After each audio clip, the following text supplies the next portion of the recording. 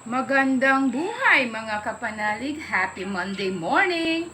Ang ating mabuting balita ngayon ay mula sa aklat ni San Lucas 8:16 to 18. Walang tao ang nagsisindi ng ilaw at itatago sa ilalim ng higaan. Let our light shine the people on earth.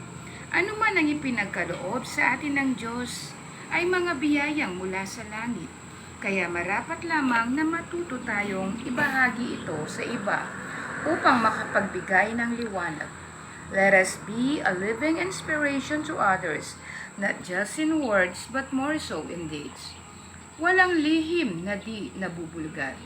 Sa mata ng Diyos ay wala tayong maitatago, sapagkat pati ang bilang ng ating mga buhok ay alam niya.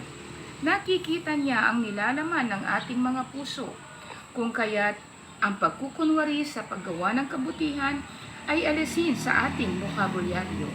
Gumawa ng bukal sa ating mga puso sa lahat ng pagkakataon. Amen.